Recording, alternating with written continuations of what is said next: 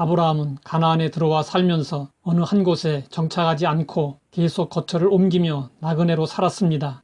아브라함이 가나안에 처음 도착했을 때 큰 가뭄이 들었습니다. 아브라함은 가뭄을 피해 애굽으로 내려갔습니다. 그때 아브라함은 아내 사라를 누이라고 했고 이로 인해 애굽의 바로가 아내를 삼으려고 사라를 데려간 적이 있었습니다. 이때 하나님은 아브라함의 허물을 덮어주시고 오히려 큰 은혜를 베풀어 주셨습니다. 아브라함이 네게보라는 지역으로 옮겨갔을 때도 아내를 누이라고 하자 그랄 왕 아비멜렉이 사라를 데려갔습니다.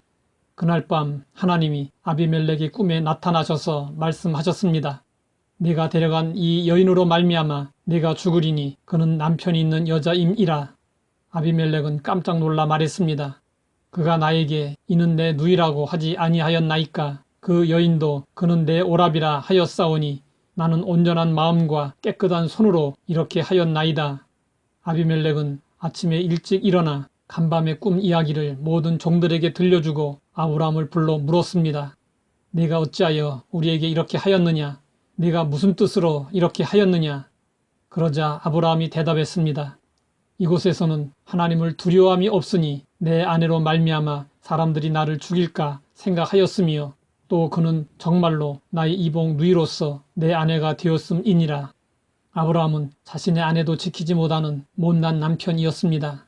그러나 그 당시의 상황을 고려하면 부정적으로만 볼 수 없습니다.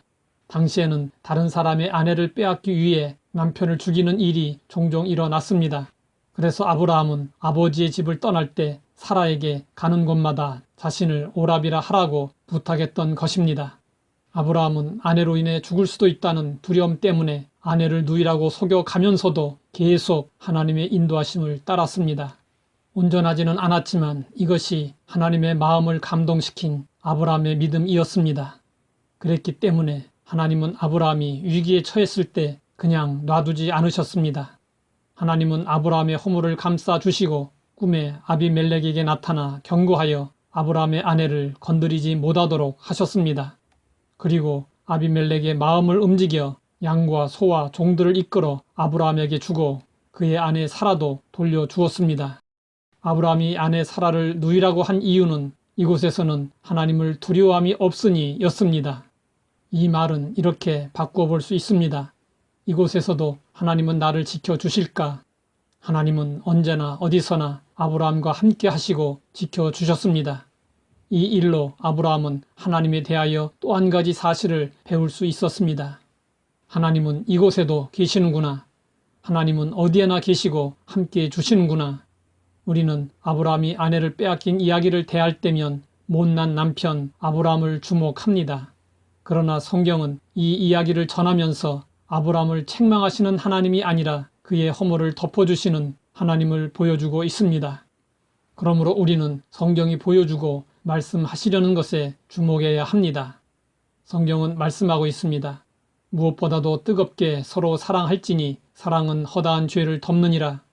하나님은 사랑이심이라. 하나님의 사랑이 우리에게 이렇게 나타난 바 되었으니 하나님이 자기의 독생자를 세상에 보내심은 그로 말미암아 우리를 살리려 하심이라.